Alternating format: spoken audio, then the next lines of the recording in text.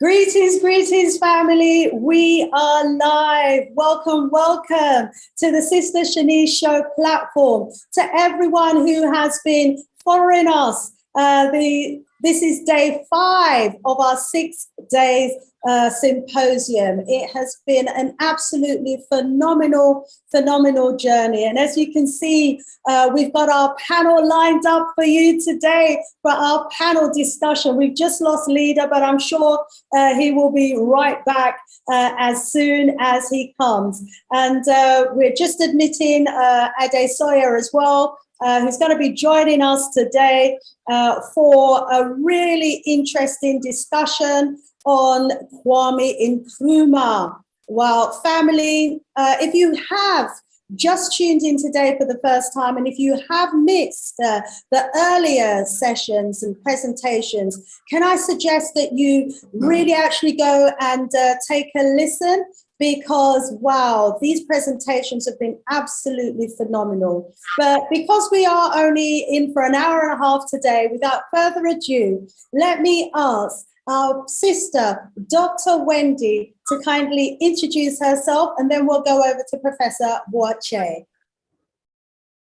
Please take yourself off mute, my sis.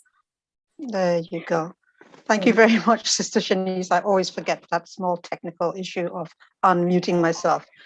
I'm a Ghanaian, trained as a psychologist, and currently working in adult social care. I think that that's enough of an introduction. And maybe I'll say some more as we go along, but at least because time is short, we can move on. Wonderful. Thank you so much for introducing yourself to us, my sis. Let's go over to our brother, Professor Boakye. Welcome back, my brother. Thank you very much, Sister Shanice. It's an honor to be here. So by way of introduction, I'll just say that I'm a professor of history, paying attention to the social and cultural history of African and African diasporic peoples. I'm currently the head of the history department at the University of Cape Coast, and I'm a strong supporter of Pan-Africanism. Brilliant, brilliant. We are delighted and honored as well to have you be on the panel today. We will be joined quite soon by Brother Leader Bandaka and also by Brother Adesoya. And so, you know, it's going to be an action-packed session. Well, in fact, we are connecting right now to our brother Adesoya. So the conversation and the discussion that we're going to be having today is Nkrumah, his meaning to Africans, both at home and abroad. So this is, going to be an exciting topic. Let me just, as our other guests are joining us, let me just remind the panel and remind the audience, when you come in, please do let us know that you're in the house. Let us know where in the world you are viewing us from. We are celebrating 50 years since the death of Kwame Nkrumah, but his vision lives on. Kwame Nkrumah lives on. He lives on through us. And we've been learning so much. Well, I certainly have been learning so much, you know, from our guest speakers over the last few days. And wow, we have had such a high caliber of presentations. It's like like going back to university, which is absolutely phenomenal because, you know, we need to be delivering our own learning programs within our own spaces. And that's what has been happening over the last few days. And the good news is that the recordings of the last few days are there for you to take in at your own time. So I think, Leader, you need to put your phone on mute, please, until we can see you visually. Actually, if all speakers could put their phone on mute if they're not speaking, that would be wonderful, wonderful. Excellent, thank you so much. Right, I can see that we have our brother Adesoya in the house. Welcome, Adesoya. Please introduce yourself. Thank you. My name is Adesoya, and I work in equality and diversity as a management consultant I also believe that I'm a passionate Nkrumahist, and that's really why I'm here. Welcome, welcome. We are delighted and we are honored to have your presence here as well. And, Leader Bandaka, hopefully we will be able to ask him to introduce himself very soon as well. We've got Brother Jojo waiting in the wings as well. I'm just waiting for him to activate his camera. And then, we will be able to ask him to introduce himself. Tendamwari, leader, we can hear you, but we can't see you. Please activate your camera so that we can see you. Yes, I have. I don't know why I'm not visible at the moment. Yeah, well, as soon as we can see you, I will bring you in. Okay, you might have to go out and come back in again, my brother. Okay. Brother Jojo. I've done that already. Yeah. Brother Jojo, we're unable to see you. Yes, I'm here. You can activate your camera as well, or go back out and come back in again. Sorry, I'm happy to join you today. I'm in a public place and I'm heading home shortly, so please bear with me. I can only be with you on audio for now. Okay, so shall we wait until you are in a private space? And able to okay, in that case, I'll log off, and as soon as I get in a private, secure place, I'll get back on. How's that? Okay, absolutely. I think we can go on. We can go on. He will join us later. We will do. Let's welcome the man behind the hard work of pulling this together, Achaba Adisebo. Welcome, welcome, Achaba Adisebo. We welcome you. How are you today? Thank you very much. Thank you. Fine, fine. Excellent. Okay, because of time, because of time, let's go straight in to the presentation today that we've got lined up for you. It's a roundtable discussion, and the theme for the discussion is Kwame Nkrumah.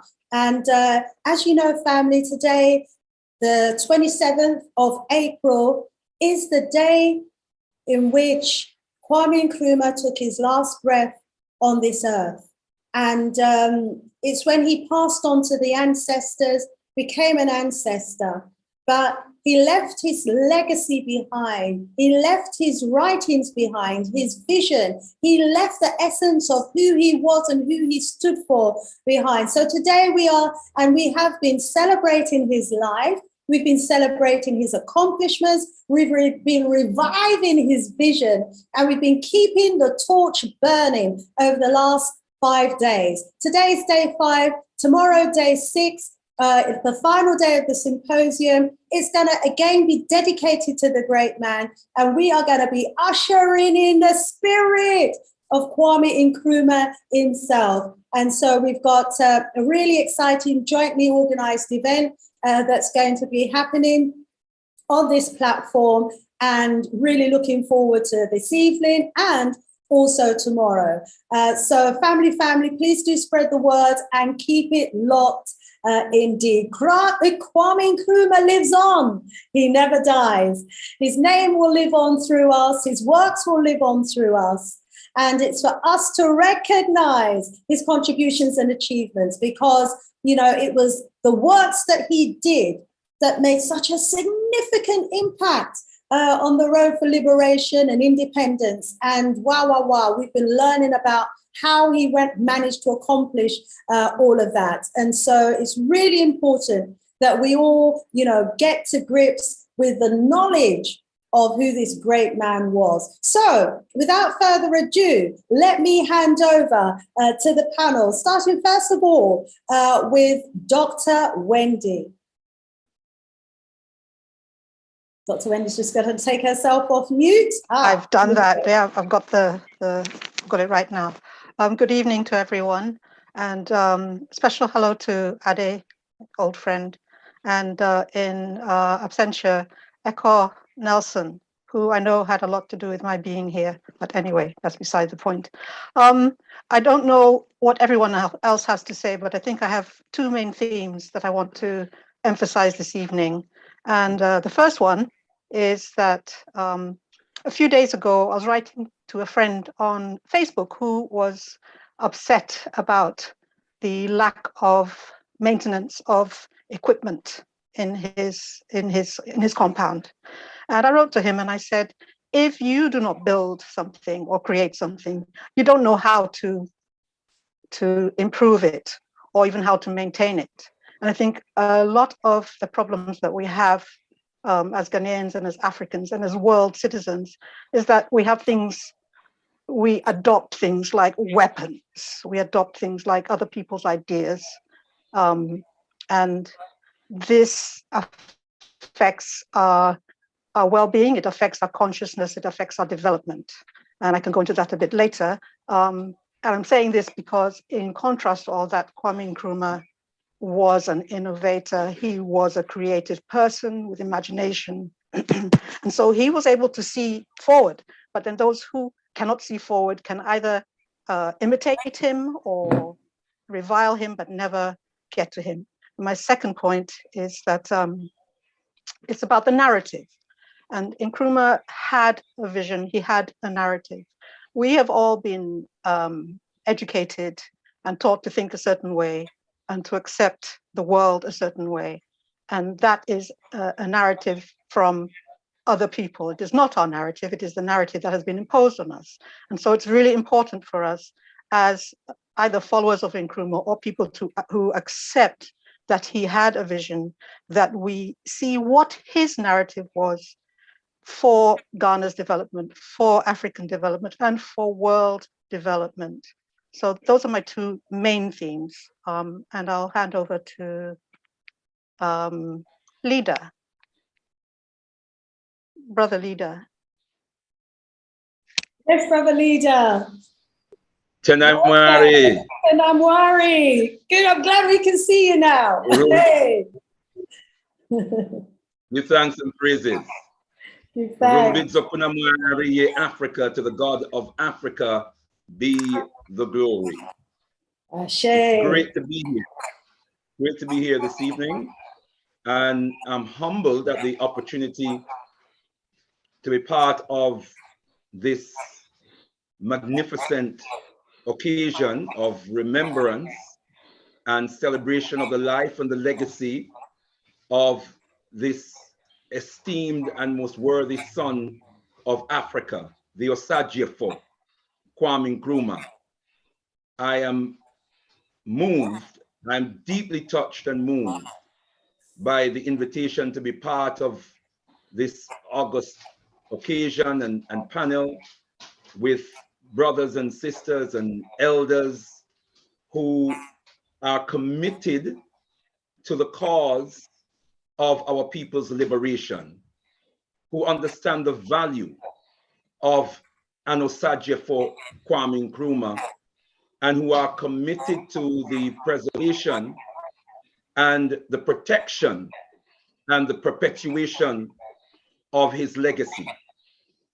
We have to stand up for those who laid down their lives for us. We have to be the living voice of those who have been silenced as they pronounce in our interest. And so it is with a deep sense of duty and service that I register my presence here this evening. And I am sure, I am confident, because I feel the spirit of my peers on the panel. And I am confident that they are here with the same resolve. May this evening, as the ones that have gone before, be as enlightening, be as spiritually uplifting, and be as rewarding and as complementary and as much of a credit to the legacy of the Osagyefo whom we honor this evening. And may we all come out of this observance, all of us, those of us who have been speaking, those of us who are part of the viewing gathering or the viewing audience, that all of us will come out of this not only more enlightened and inspired, but with greater resolution to emulate the work of the Osagyefo Kwame Nkrumah. Sister Shanice, I cannot close my opening remarks without showing you the respect and the due deference that you deserve for allowing yourself to be the conduit through which this process could unfold. And finally, of course, to our Baba Achiaba Adaye Sebo, to you, our Baba, for your profound commitment, your dedication and devotion to our people and to the legacy of the Osagyefo. Once again, we bow to you and we are honored to answer your call. Rumbidzo Kunamwari Africa, to the God of Africa be the glory. Tendai Mwari. Tendai Mwari, beautiful, beautiful opening from you there, Brother Leader, ushering in the right spirit to set the tone for today's session. Let's go over to our brother Wache. Nkrumah, his meaning to Africans both at home and abroad. Please take yourself off mute. We want to hear what you got to say. Thank you very much. I think that Nkrumah has a multiplicity of meanings for different people who trace their ancestry to Africa, or who show a certain allegiance and direct their labor to the idea that we refer to as Africa. These meanings are formed by their own observations of Nkrumah during it. Perhaps those who are contemporaries of Nkrumah, seeing Nkrumah and forming their own judgments. But the other meanings that have been reified or made by other people for some Africans. And so these meanings have come through visual representations of Nkrumah in the form of paintings, songs, and also narratives that have emanated to newspapers and books written about Nkrumah. So the meanings are meanings that show Nkrumah in a bright light, Nkrumah as the good person. And there are other meanings that people have about Nkrumah that put Nkrumah in a place where there is no light, and Nkrumah being understood as a person of no good.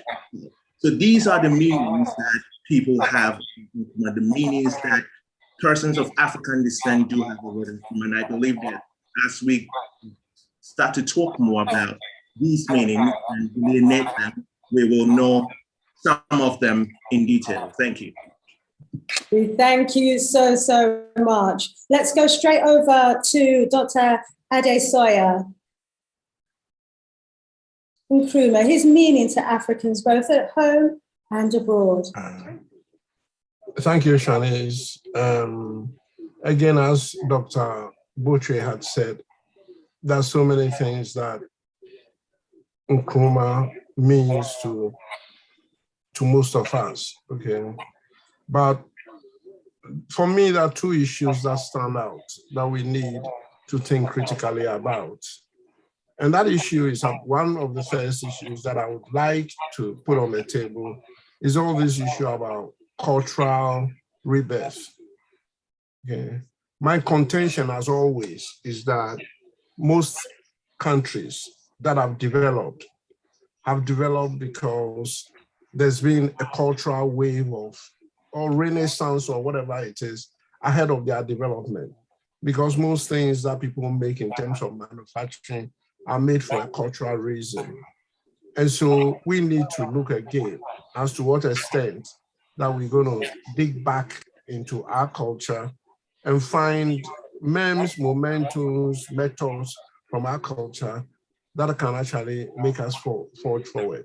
Because after all, our development about doing things for ourselves, and our development is also about looking at how we can stop that international demonstration effect of our thinking about other people as being chic or being probably the best things under the earth, and actually start looking at ourselves in terms of really, we do things by projecting our own culture, and it is that also makes us more acceptable to the world at large. The other issue for me is the critical issue of African unity, because I think that there are many countries that think that they can go it alone. And going it alone will not help us in Africa.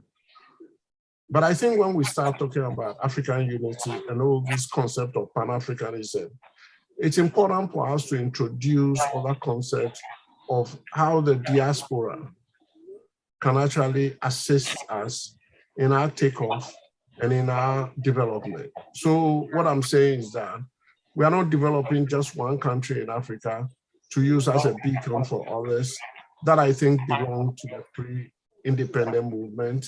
But what we are looking at is actually finding common cause with other African nations to actually even, so to speak, create different centers or different pockets of excellence in different things so that we can say in terms of this is our Africa. Let me give an example of that, because I think for me, when I came into this country 40-something years ago, there was a lot of talk about Africans being projected. I visited many Saturday schools in this country, and all that was really being taught was Egyptology, Kemet, Nubian, etc., etc. Now, as I explained to a colleague of mine, all those things were alien to me because I had grown up in a particular culture in my country, Ghana. I was prepared to learn, but I could not imbibe it in such a way that I would also be talking about Kemet and Isis and the lords and the monarchs and the queens and everything. For me, that was, to a large extent, totally irrelevant because I live as a common man. And the things around me that helped me are the common cultures that I practice, which are basically based on my rites of passage, my birth issues, my marriage issue, death issues, and the issues of a daily survival that are steeped very much in culture. So I think that we should be looking at development in Africa by actually building common cultures, whether it's a language issue, whether it's food issues, whether it's clothing issues, anything that would help us project. And one of the things that I missed very much was that soon after independence in Ghana, people in my country were very proud to be seen as Ghanaians because of the pride that Kwame Nkrumah instilled in us. And suddenly, we are ducking and diving, trying to find ways of making ourselves seen and heard, and indeed making ourselves respected. And I think that those are the things that I think those of us in the diaspora, the younger ones who never had any experience in Africa, would actually start imbibing these things and start helping us. So that's my take on that. Thank you very much for your take on that. We're getting a little bit of feedback. So just to remind all of our guests to please put yourself on mute when you're not speaking. Okay. Oh, it looks as though we've got Brother Jojo in the house who has just joined us. You could do the little bit of lighting there, my brother, if possible. So we'll come back to our brother Jojo in a very short while. But for now, let's go over to Leader Bandaka. Leader Bandaka, the topic for today, Nkrumah, his meaning to Africans, both at home and abroad. What's your take on what you think his meaning is to those of us abroad as well as those of us at home?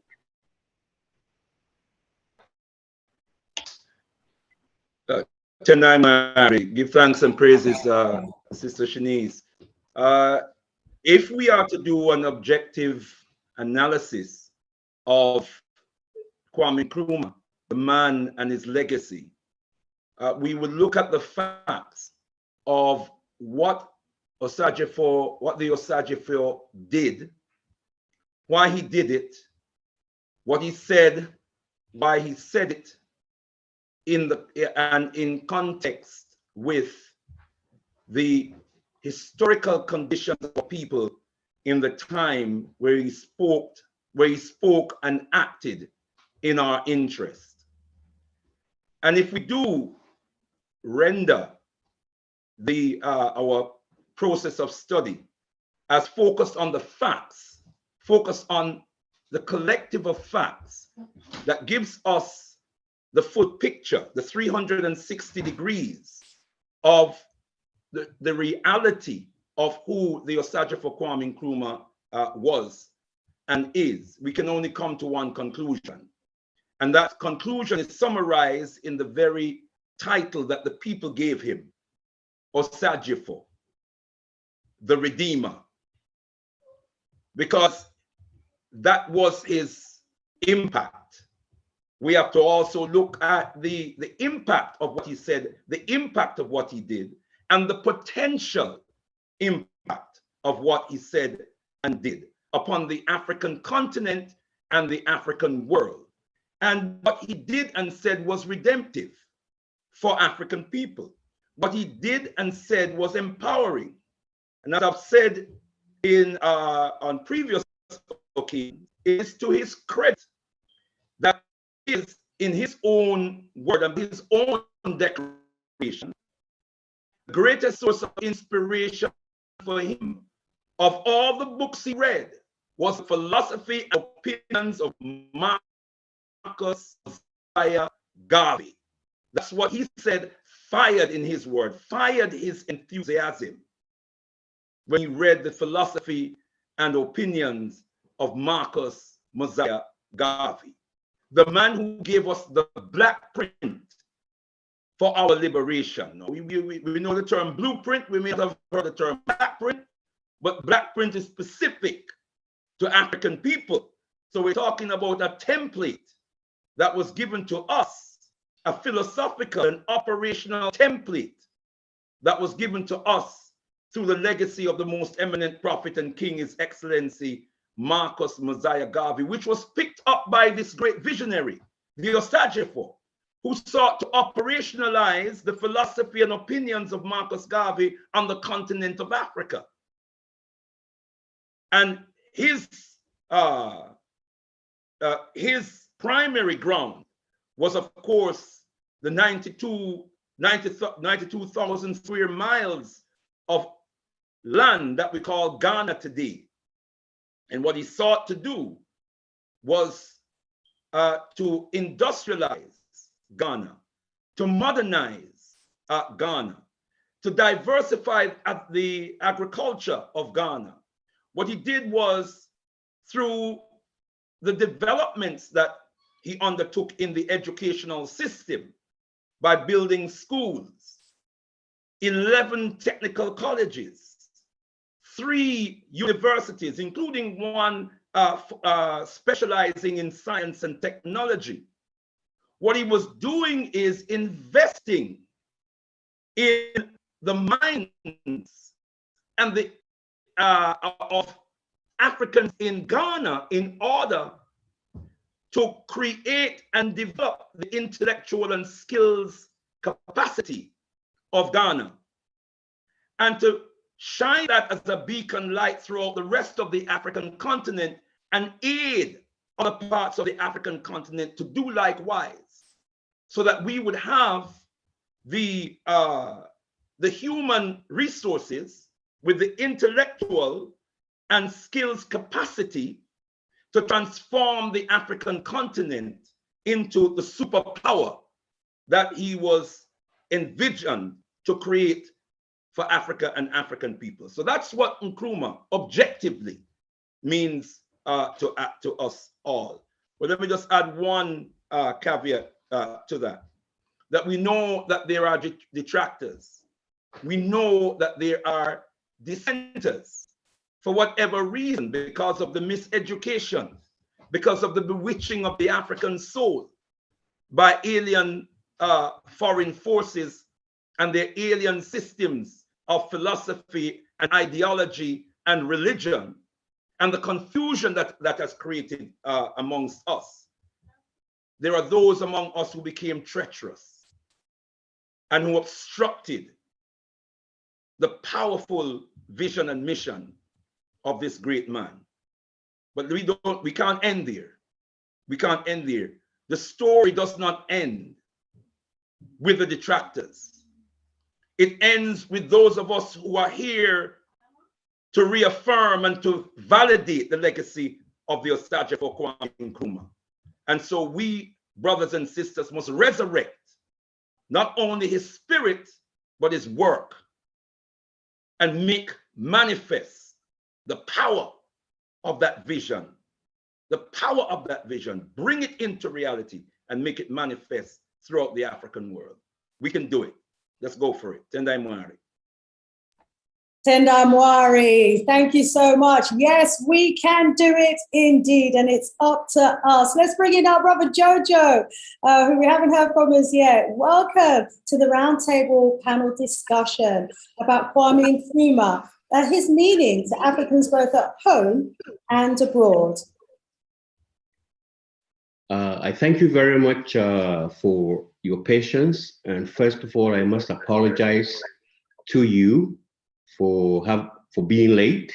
It's not African. I just missed the times because I'm out west. I'm on Turtle Island, so that's what happened. And I had to rush in as quickly as possible to be with you. And when I first walked in, all my blinds were drawn. So when I turned off that's when I turned on the video, you couldn't see anything. So he said, that's all the light I can get for you. So hopefully I'll be able to, do justice to Nkrumah on this day. And before I go any further, I thank all of you. I thank our mother, sister Shanice, for what you've done. Our mother, sister, Miss Adai, for her contribution. And my big brother, Butche, whom I see in the background there with his dreadlocks all nice and covered up. And also brother Mbandaka and our very own Achaba Adai Sibo. Thank you so much. For me, I don't want to say it's bittersweet, but it is. I got to know Nkrumah not on a very personal basis, but because my father worked for him directly and was responsible for his perimeter security. And it's bittersweet and sad for me on a day like this to see that such a man that had everything, all the qualities, and yet we fail to see who he was and what he was about. That selflessness. It's really hard for me sometimes, but and I'm a bit emotional about that today. And if I do cry, please forgive me. I was too young then to know what it was all about, but I know in Ghana in those days, you were just happy to be awake in the morning. I mean, you were just excited to be a Ghanaian. You woke up and you were happy. And somehow, on the 24th of February, 1966, when I first heard the news, I was a student in Cape Coast somewhere, and I could not believe it. So I had to go to Brother Chaba's house because we're in the same school together. And that's where I got one of these diffusion boxes, the radio boxes. And everybody was glued to it, just waiting for information. And then we confirmed it. And I walked quietly from there, and I don't know what I did with myself after that. Now, today is the 50th day that he breathed his last. In a Khan tradition, we usually mourn on Thursdays. So tomorrow, in the holy forest, in the sacred forest of Asen, we have groups of musicians ready to raise this man up again. And hopefully, we'll be able to reconnect with his spirit, ask for his forgiveness to deliver us and to help deliver us from where we find ourselves. Because my mind goes back to one thing he said at the Independence Speak Day. What he said was, there is a new man. And forgive my mothers, that new man included all of you. So there's a new man in Africa today. For me, the question is, where is that new man? Where is he?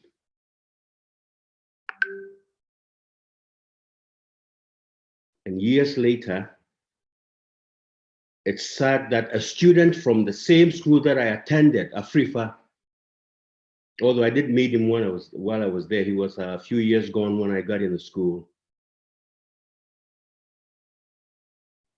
had the nerve. Those traitors, and I'm happy to, I will call them traitors every day until I die. Those traitors, while Nkrumah was searching for the new man, these traitors just sacrificed him just for a few cities.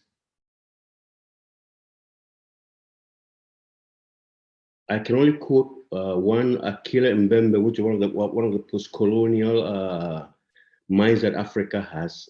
And what he said about this is, what we have lost as a result of our engagement with Europe is priceless. Europe cannot afford to pay us back, even if it wanted to.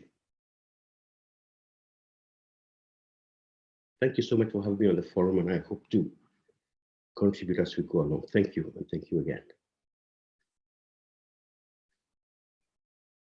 We thank you, Brother Jojo, and we understand the emotions.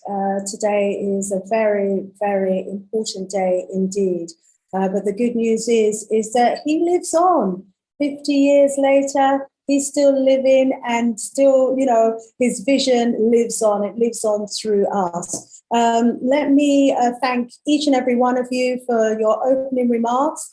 We've got time, I think, to go around one more time. But before we do, let me go over to the chat and bring in some of the audience members, and let's find out who we've got watching and what their take is on what's been said so far, comments, opinions, etc. So we want to rise up, everybody in the chat. We want to thank you so much for joining us this evening. We want to rise up Sherry Fess, sending out greetings, says that the sessions have been informative and wonder-filled. Rise up. T say, peace and greetings, everyone. Blackberry, Black Beauty, we welcome you. Kimani, we welcome you. RB is shouting out to everyone in Sierra Leone, saying it's 61 years of independence today.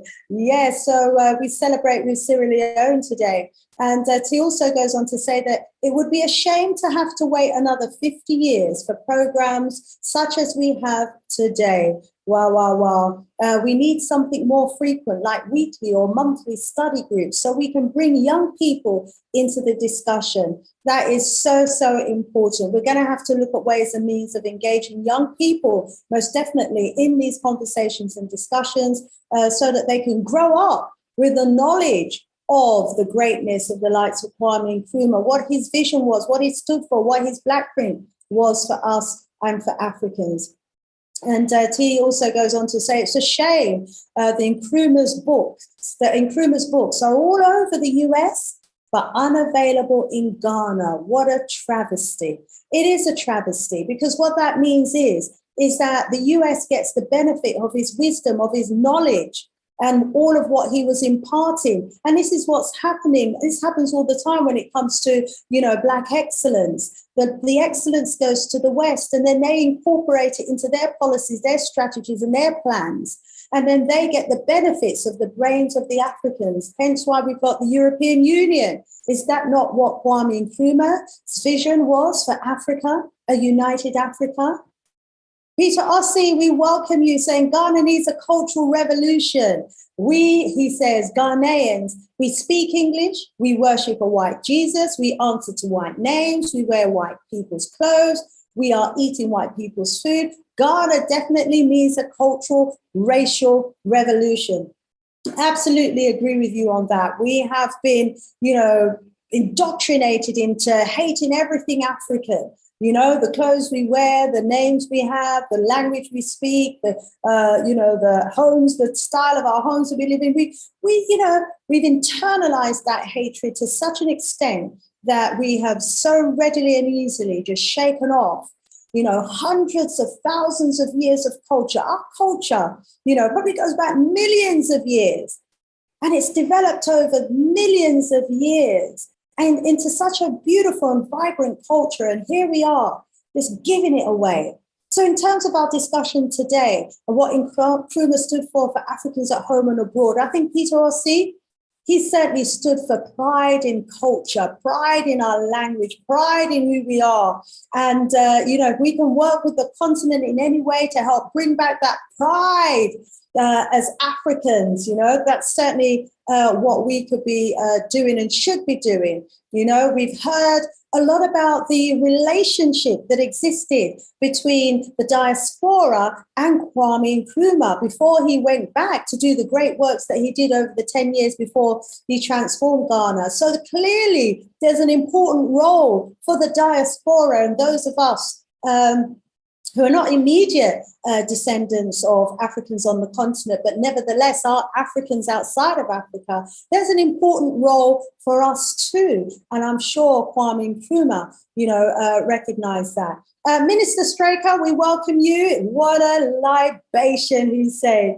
Yes, indeed. Thank you. T says, Africa must unite. Neocolonialism, last stage of imperialism, the class struggle in Africa, I purchased online. Rise up yourself. Thanks for that, T. And says, Nkrumah's books are available on Amazon and from other booksellers. Yes, they are indeed. Rise up, Richmond. Rise up, Garnet. Jallo, rising up all the people. One Africa indeed. So, we are the ones who, yes, rise up, Leader Bandaka, showing the book there, the Neocolonialism, the last stage of imperialism. He has that wonderful book on his bookshelf as well. Stephen, rise up yourself, said, wow, Uncle Jojo's speech was very emotional. I felt it. He is right. The traitors betrayed him. And the wicked thing is that the traitors are still enjoying life. What a wicked life this is. But anyway, let me go around the panel one more time. It's already 17:42 where I am,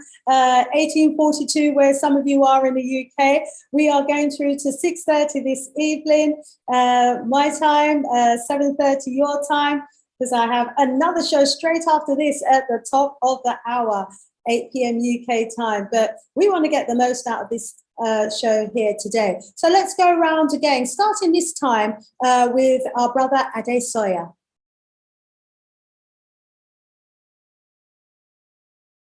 Please take yourself off mute, brother Ade Sawyer, so we can hear from you.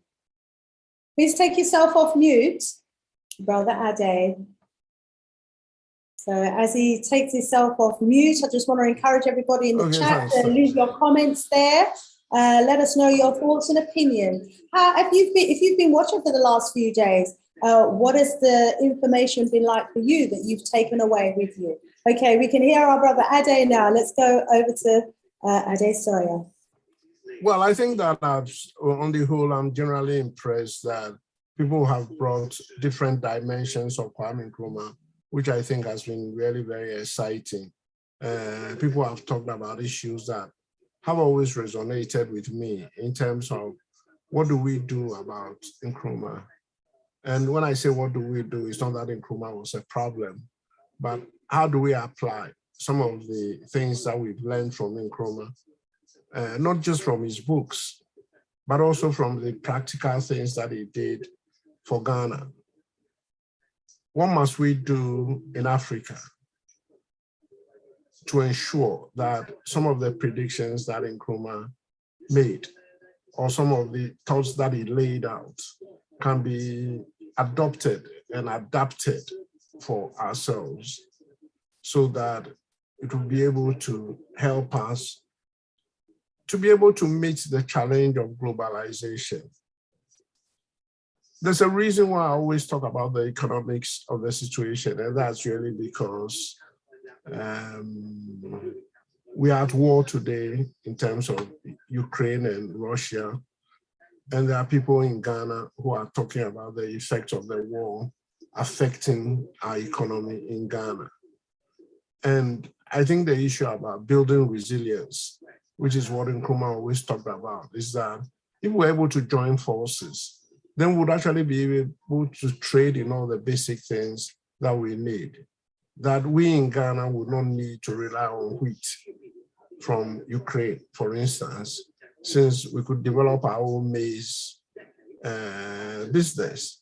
That we in Ghana will be able to be totally control the cocoa industry, because instead of Ghana just doing its cocoa and Ivory Coast doing its cocoa, we'll probably be able to have a joint cocoa research institute or whatever it is that would be able to actually, so we'll be building, as I said before, these pockets of excellence across the continent, and those pockets of excellence economically would be able to push up to the fore. Now, economics has just become so important in this globalized economy, but we must be able to reap some of the benefits of globalization. We should not just see ourselves as people who just benefit from the imports of things that have happened in other places. And yesterday, as I listened to my brother, Professor Mike Jamra Mickey, when he started talking about the issues of industrialization, when he started talking about the issues about the building of the Tema Township, I just really took a step back and I wondered what would have happened. Because during my time, Ghana had an electronics, a fledgling electronic industry, albeit in partnership with places like Sanyo. So we're actually building things for ourselves. And I think that we can't just look at ourselves as people who consume things. We cannot continue to look at ourselves as people who send out commodities to the world at large and then find ourselves having to pay for the high added value products that come as a result of that. So I think that economically, this whole thing about the African trade organization that was supposed to have been formed in 1960s by George Padmore is now probably coming to life. And I hope that that would be able to push all this issue about South-South trade and therefore help insulate us from all the other problems around. These are things that Nkrumah talked about. These are things he tried to implement. And I think that most of those things are still relevant today.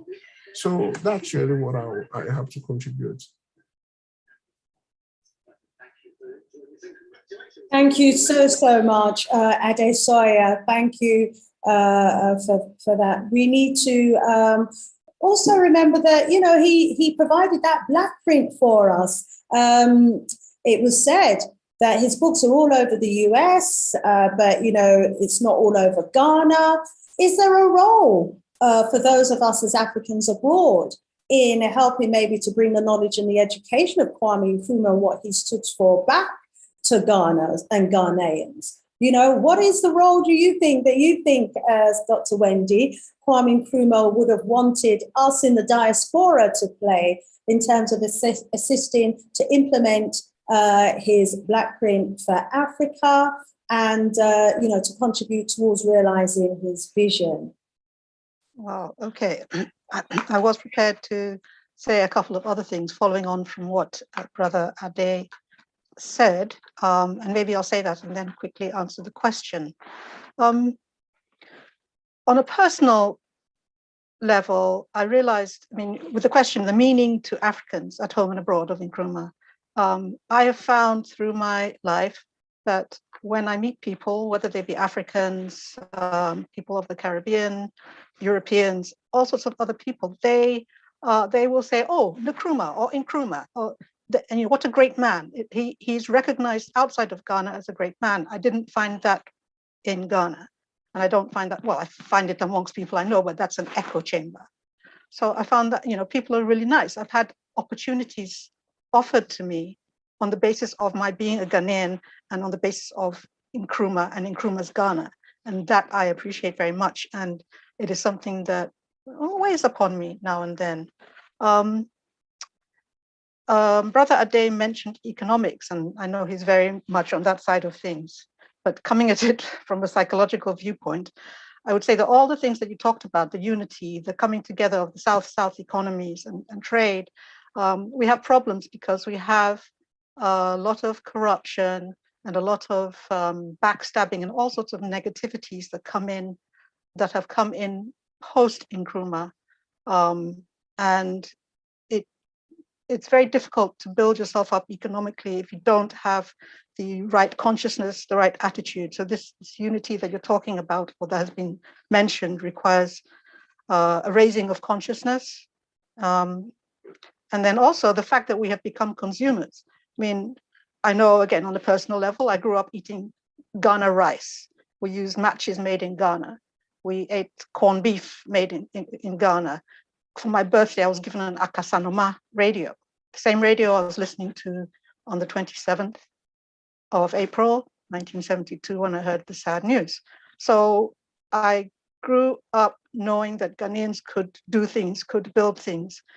This is now not something that is known to our people. So with your question, if you could quickly give it to me again, I'll tail off. You're muted. Thanks for that. Yeah, I wanted to try and bring in the role of the diaspora a bit more.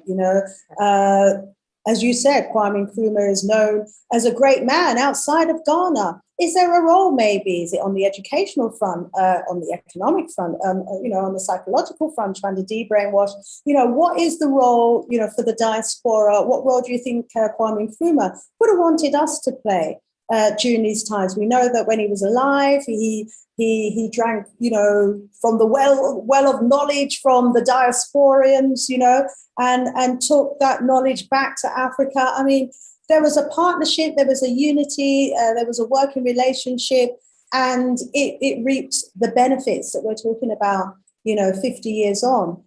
So what role do we need to revitalize and revisit and to bring back into existence? We know that, and I'm rattling on a bit, a lot of Africans from the continent, the brains of Africa is in the West. So, there's a great role, isn't there, that we ought to be playing, those of us abroad?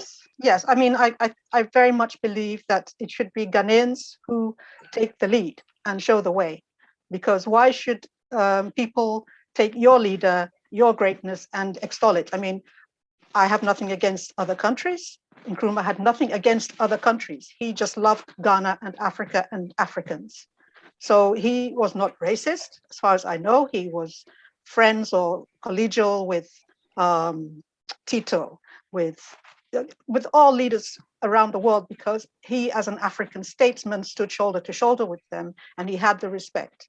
So now we're in a position where we want other people to laud our great leader. Now, I think yes, those in the diaspora have a role to play, but I really firmly believe that it is Ghanaians who need to take control of their own destiny and their own vision and their consciousness, and responsibility for raising that, and then working in conjunction with others to bring those ideals that Nkrumah embodied back to life. That's my opinion. Okay, thank you so much. We value your thoughts. Let's go over to our brother Awache. You may want to follow on from what Dr. Wendy has just said. Professor Awache.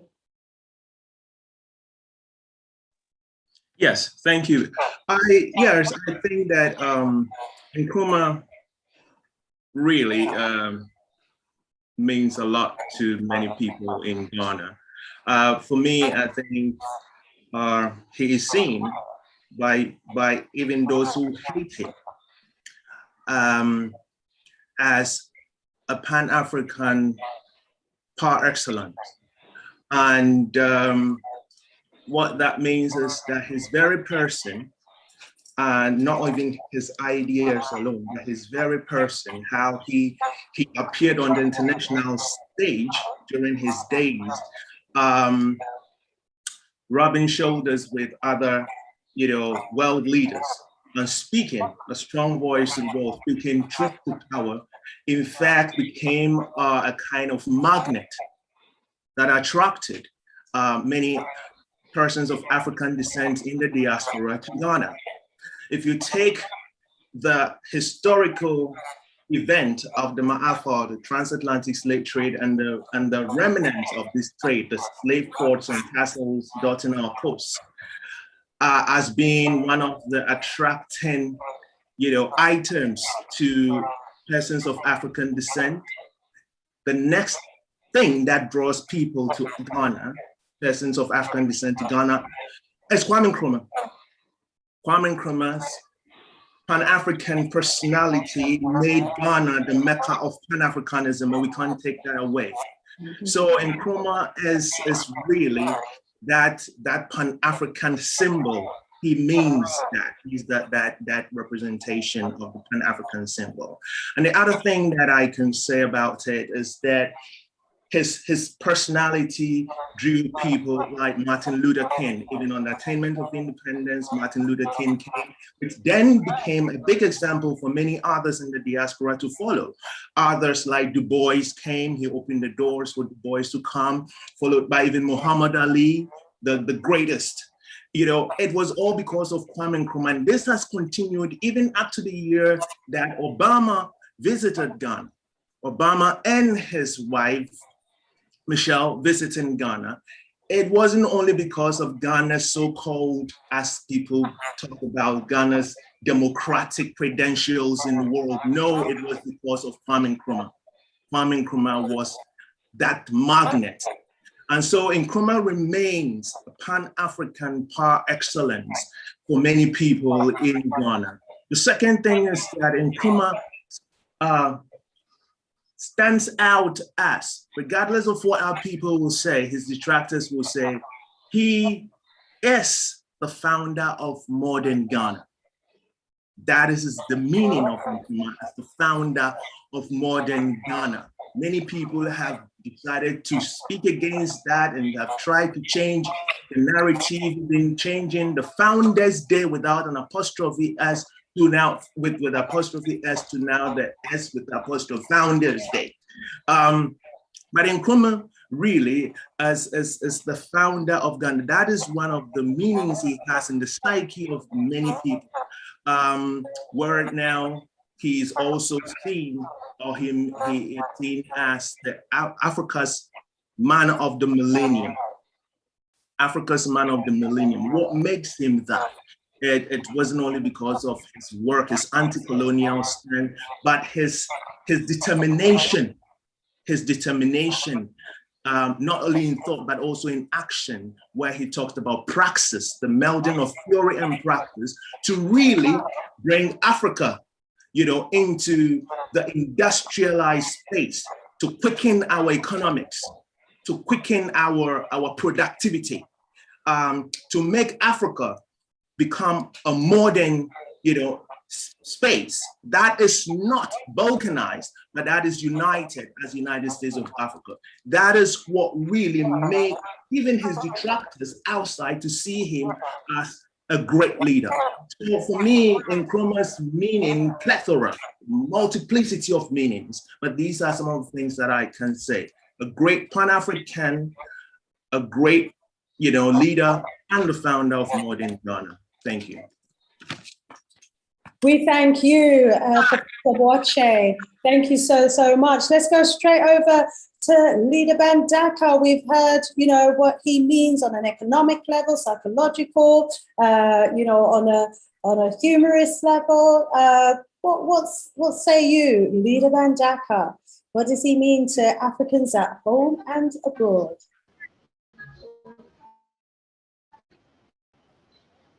Oh, I think your line may have frozen, Leader. Oh, we can see you trying to talk, but we can't hear you. Can you hear me? Yes. Okay, we're hearing you now. Let's go. Yeah. Can you hear me? Are you kind of chipping in and out a little bit? You might need to go out and log back in again. Sorry about that. Yeah, you're breaking up as well. I can hardly hear you. You're cutting in and out, so I couldn't hear you properly. Okay, well, I'm hearing you okay now. Yeah. Let me just check with another panel member. Panel members, are you hearing me okay? I'm hearing you well now. Yes. I'm hearing you well now. Okay. But your spiel before that, I wasn't hearing very well. Okay. Yeah, you seem to have frozen, so maybe it's just between our connections. But we're hearing you now, Brother Leader. Please, the floor is yours. Okay. Right. I'm presuming that we're still on the diaspora. Yes. And the relevance of the diaspora in the legacy, in analyzing the legacy of the Osagyefo. Well, Leader, I kind of slanted it in that direction, but the topic really is about the meaning to Africans both at home and abroad. Yeah. Yes, I know. And I just wanted to say something on the importance of the diaspora in the Osagyefo's vision for Africa and African liberation.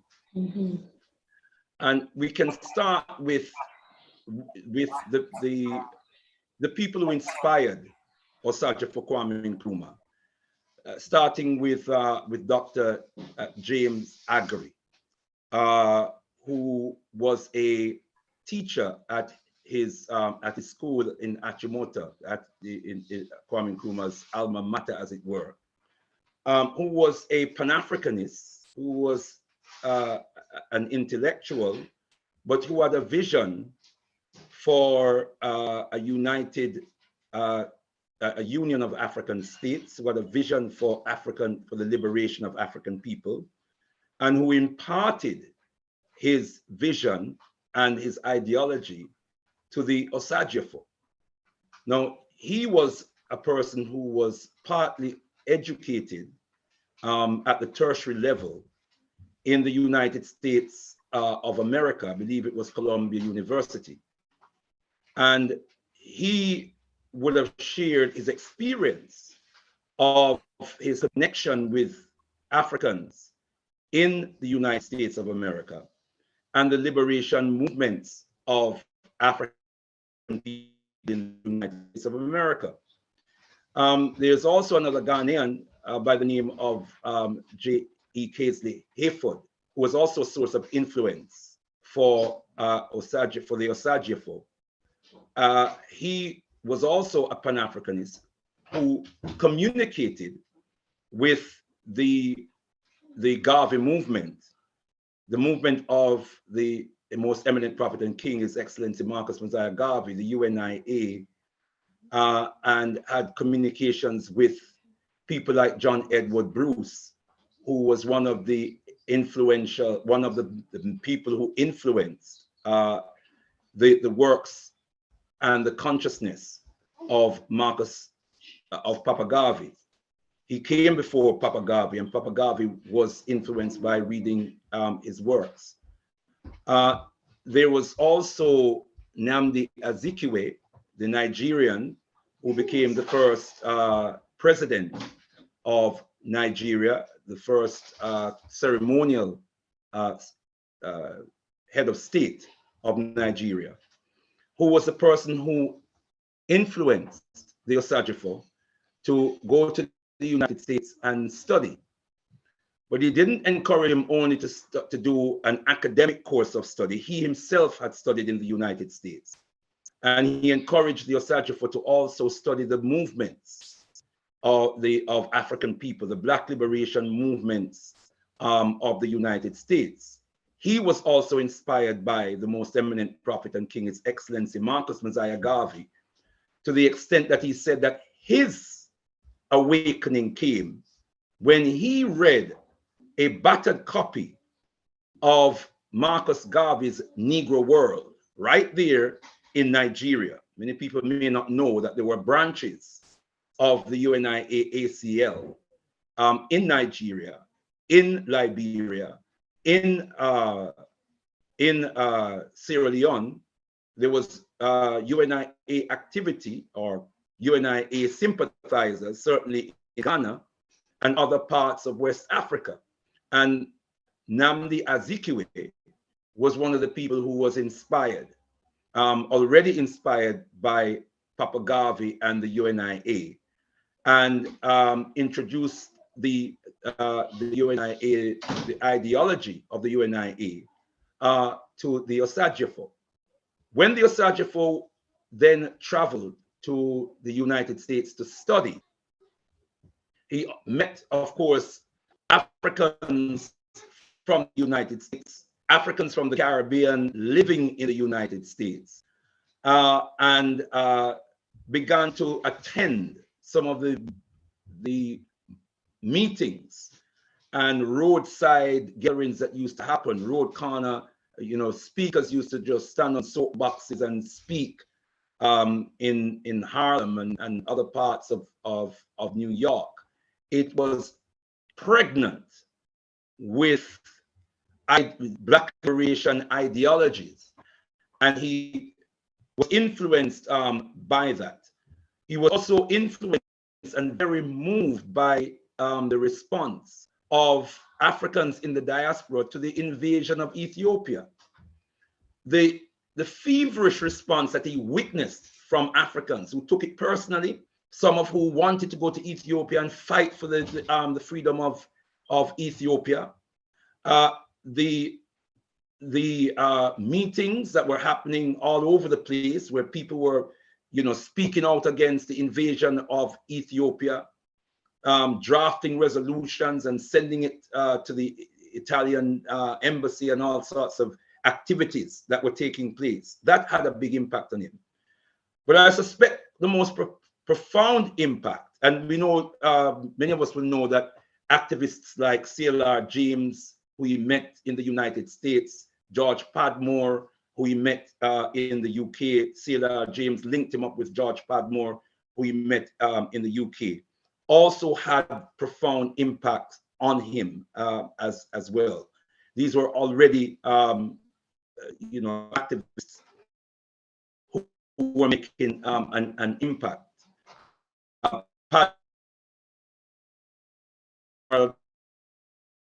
Already in Russia.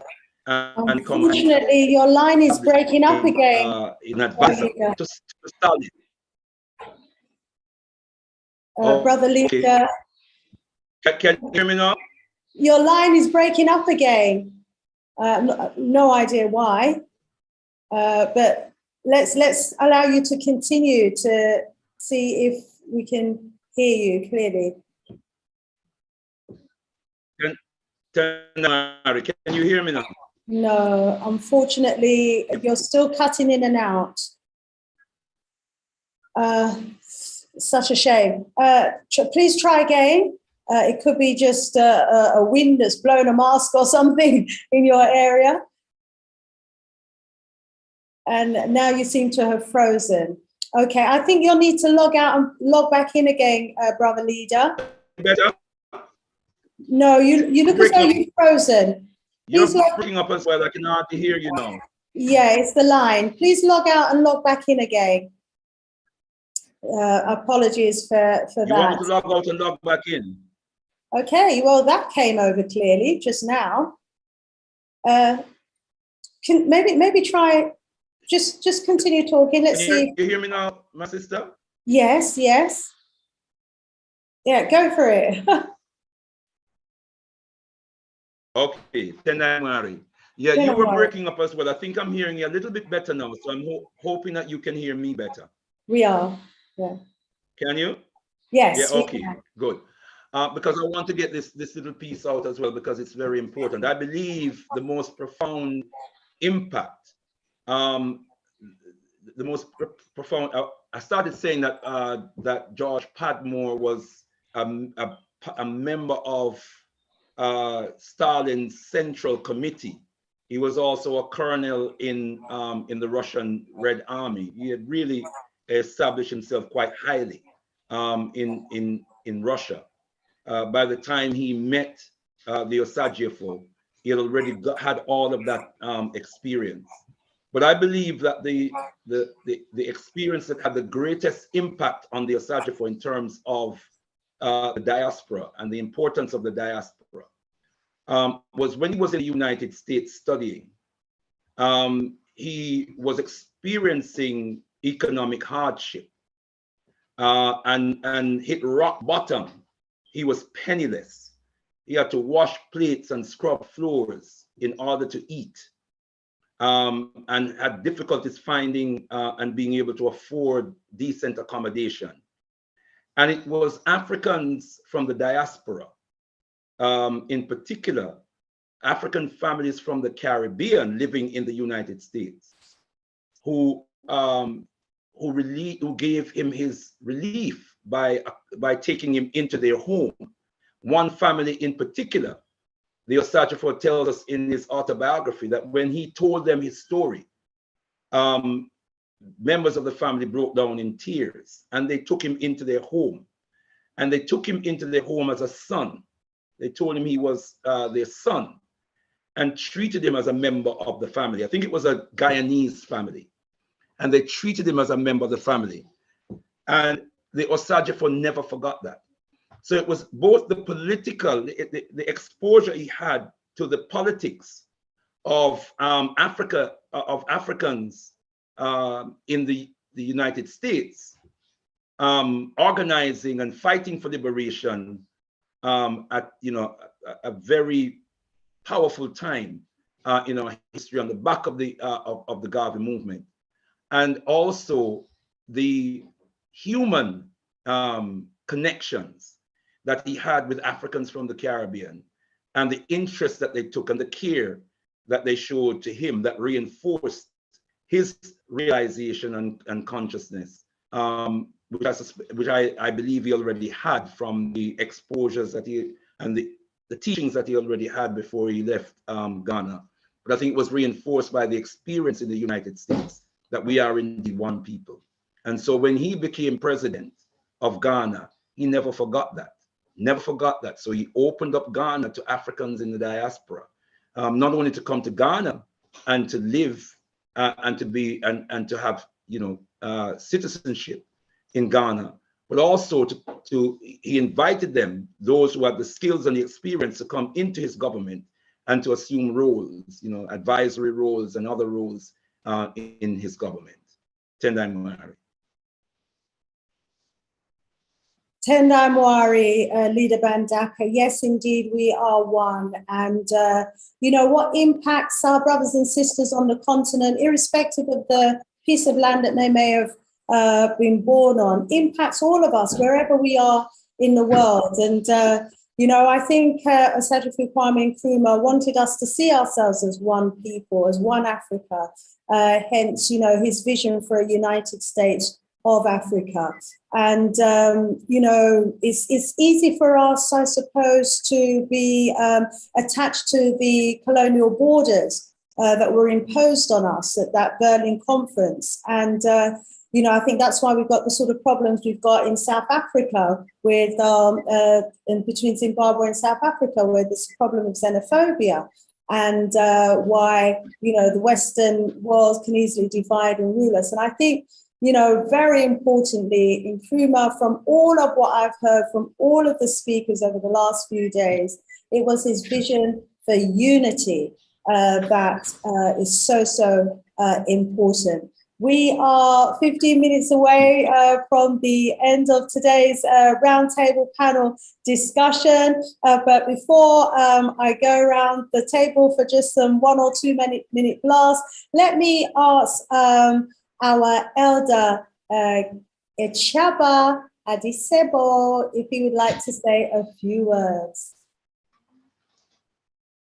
He's listening quietly in the background there. If you would like to, my elder. Thank you very much. Thank you.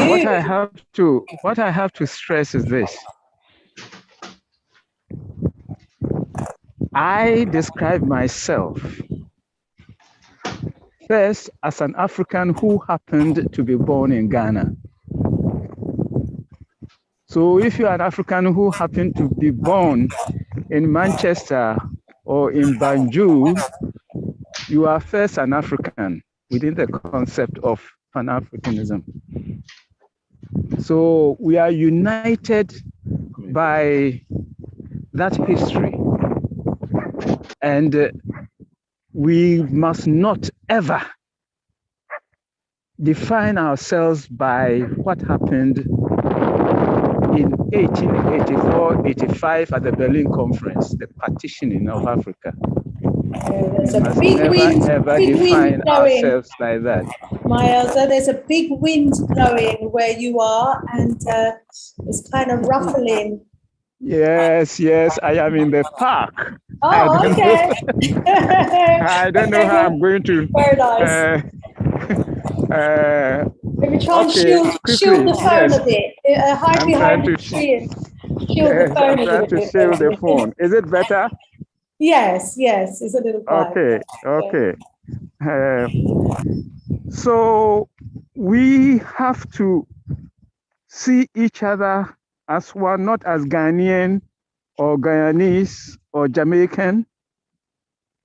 Because if we do that, then we defeat the purpose of Pan-Africanism. I remember I got so angry with Maya Angelou when on television on the Oprah, she uttered the words that Du Bois died in exile, and it broke my heart. How could she have said that? Nkrumah said that there can be no African refugee in Africa. There can be no African in exile in any African country. Wherever you hit on the continent, you are. So please, that is the sense of feeling that you have to have in you. You are an African first. And it is that consciousness that gives meaning to Africa. And it's that consciousness that also gives meaning to what Nkrumah said, that the independence of Ghana is meaningless unless it linked up with the total liberation of the African continent. It's the same thing that your consciousness linking with Pan-Africanism and the unity of Africa that makes your being meaningful. Because if you are facing problems by virtue of your race, by virtue of your color, by virtue of where you were born, it's because of the division and weakness and the terrible things that you see on television about Africa and all that. But if we are united and strong, you feel proud. And this is what has been expressed by Onukpa Elder Sawyer and Obata Penny, Hughes, Wendy, Professor Boche, is that sense of knowing who you are is very, very, very critical for us and our role in protecting Africa. Because the greatest sense of liberation that you ever have as a human being is knowing who you are and knowing who you are as an African. Then African become of value to you. When a single African is facing problem in Ukraine and being discriminated at, then you rise up. Just as they did in the 1930s when Italy tried to take over, Mussolini and others tried to take over Ethiopia. And it stirred something in us here. And they rose up against it. That is what should happen to you. Haiti. We should feel ashamed about us. Haiti, the way Haiti is being treated is an insult to us. Why? Because of what Haiti did.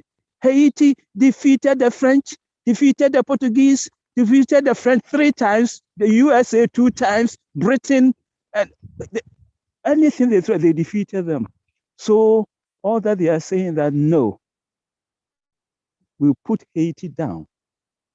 So it is our responsibility to see that Haiti rises up.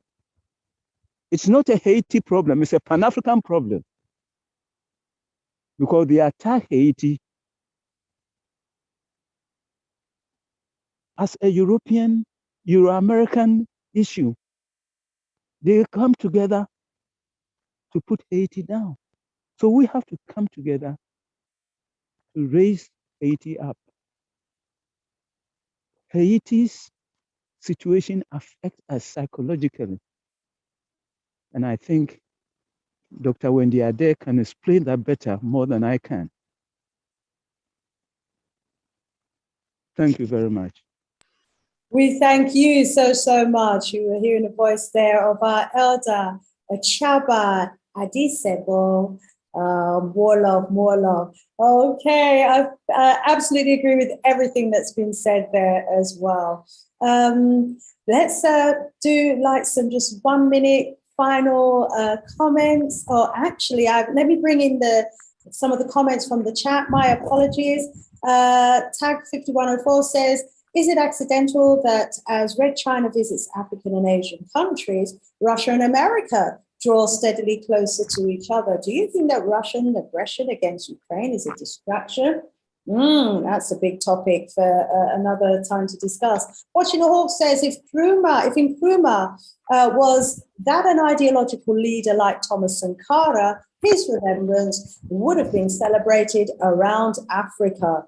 Wow, watching the Horse. I don't think you've been watching these shows. Otherwise, you would overstand the fear that Nkrumahism is instilled. Just a sentence. It's just one sentence for me. One sentence.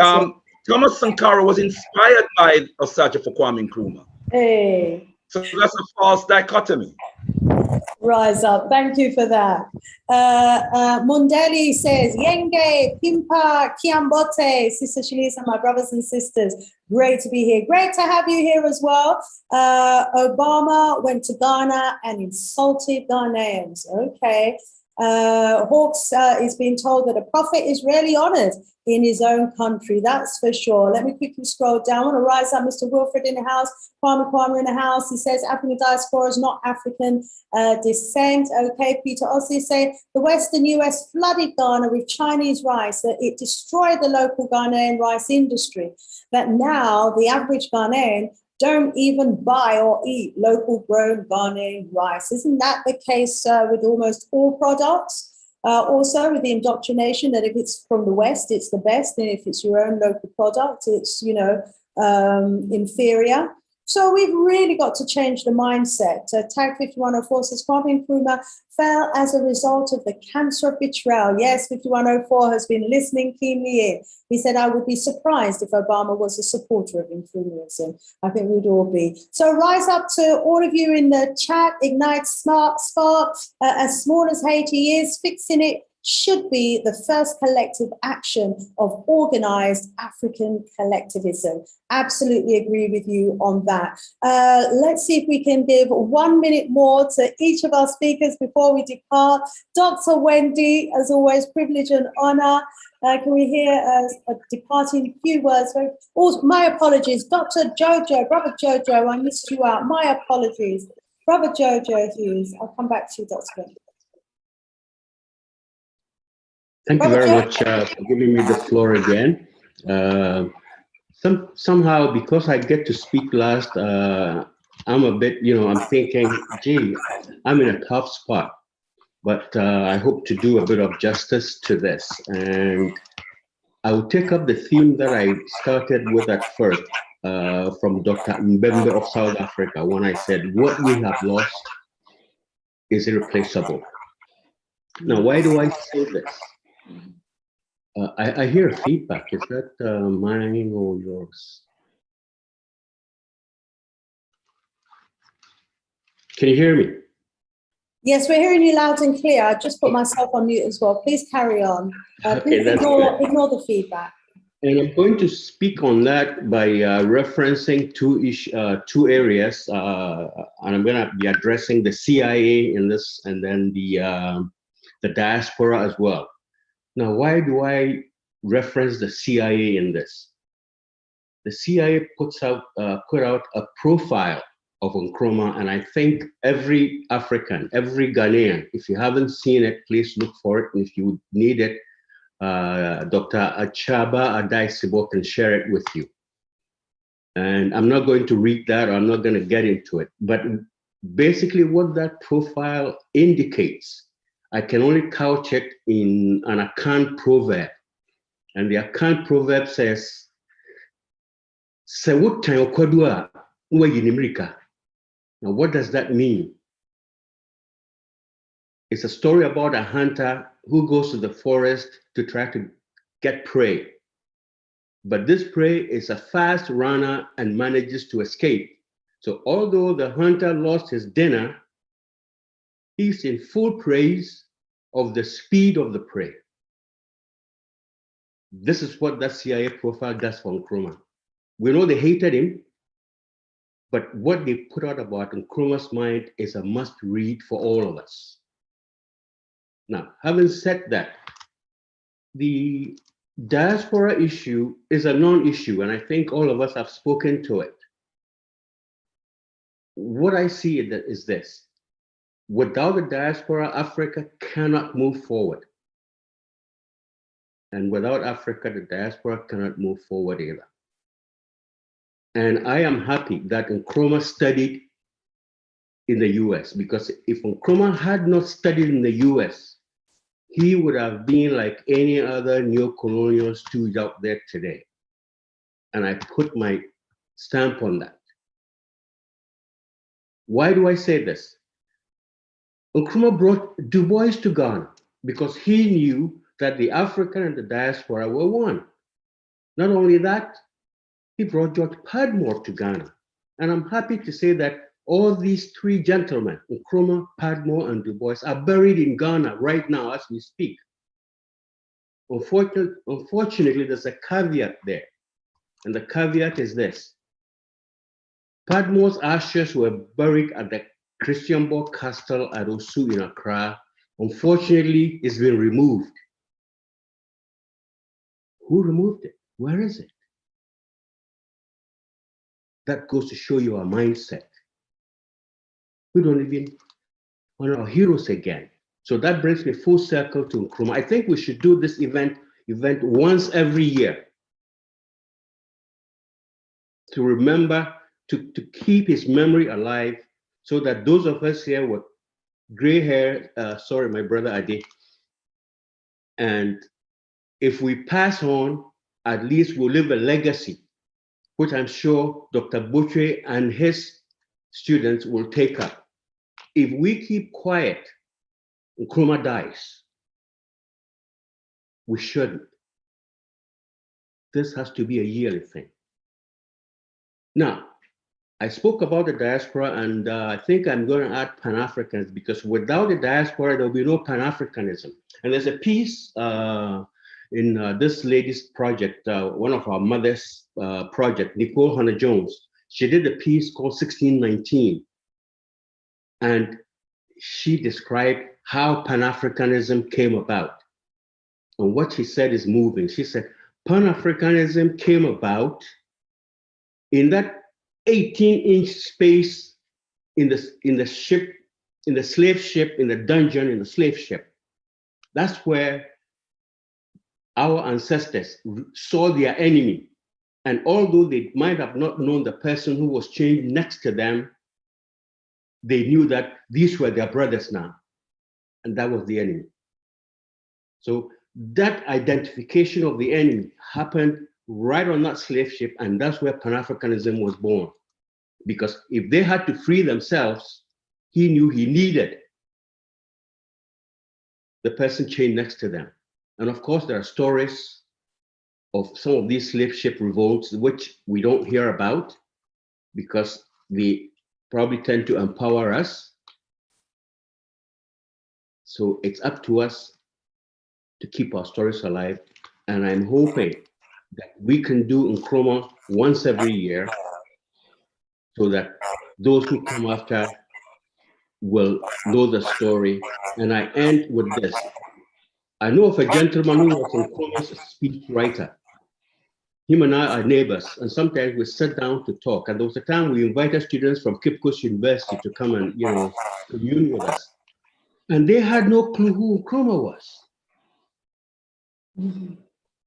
We ended up sitting there with these children, these adults in university, till about 3 a.m. in Ghana.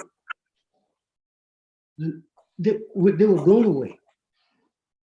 We have a university course of developmental studies, Africa developmental studies, and they don't have an Nkrumah book on their reading material. I have bought a couple of books for students like that. So please, Sister Shanice and everybody out there within earshot of my voice, let us do this every year. And finally, I know a lot of people wanted to be on this program to share their ideas and to share their views and to be on the panel. There's probably hundreds out there who wanted to be on the panel, and we've heard their voices. What I will say is, I apologize to them that we didn't invite them on. They will get their chance because we want to do this every year. This came about because Achaba Adai Sebo, I believe it was about the 13th or the 12th of April when we had a conversation. And then the idea came up. Nkrumah's death anniversary is, this is the 50th. We said we should do something. So whatever we're doing now is impromptu, hurriedly packed together. So if you didn't get on, it's not that anybody was ignoring you. We know you're up there. We know you have better stories than we do. We're going to do this every year. Ashe.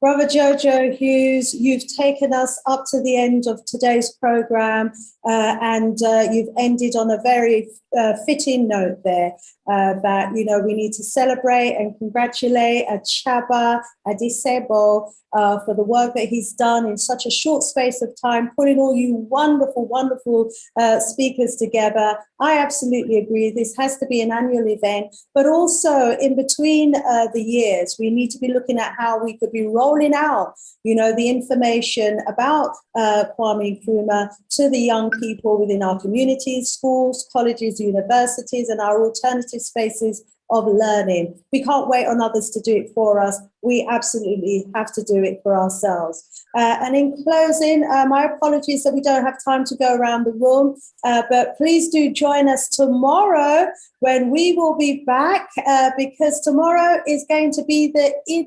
evocation, 2 hours now instead of an hour, where we're going to be invoking the spirit of Kwame Nkrumah. And we're going to be doing that in partnership with the leader of the Osagyefo youth movement and the Al-Kabilan revivalist movement. So I'm really excited about tomorrow. It's going to be a live event. Some of it is going to be outdoor. So there's going to be chanting, there's going to be singing, there's going to be libation. You know, we're excited about tomorrow. So please do join us. 5 p.m. UK time tomorrow, live and direct on this platform for 2 hours of libation, incarnations, sacred degrees and anthems, and all designed to usher in the spirit of Kwame Nkrumah and to instill that spirit in all of us who are watching, so we could be infused with his energy and his vision. So for those of you who want more from the Sister Shanice Show platform, oh my gosh, you are in for a treat. At the top of the hour at 8 o'clock every Wednesday, I always have a regular Sister Shanice Show. And tonight, my special guest on my show is none other than Reverend Philippe Shaw, who is coming to us live and direct all the way from America. And he is going to be joining us on the Sister Shanice Show platform. And it was just ringing on the other phone. I'll ring you straight back in a very short while. And he is going to be dealing with the psychological trauma that we as a people are experiencing even until today. And he's going to go into the history of that trauma, the causes of that trauma. He's going to be reminding us of who we are as a people, as first frequency people. And he's going to make us realize that we are fighting a racial battle on a daily basis, and we have been for millenniums. And he has developed an ideology and a concept that will enable us to articulate the particular challenges that we as a people are facing. So please join me at 8 p.m. at the top of the hour. Just go to the Sister Shanice Show channel and I will be going live again. Between now and then, stay powerful, stay strong, family. It's been an absolute privilege and an honor to be before you and to have had the honor to have hosted such wonderful, wonderful guests.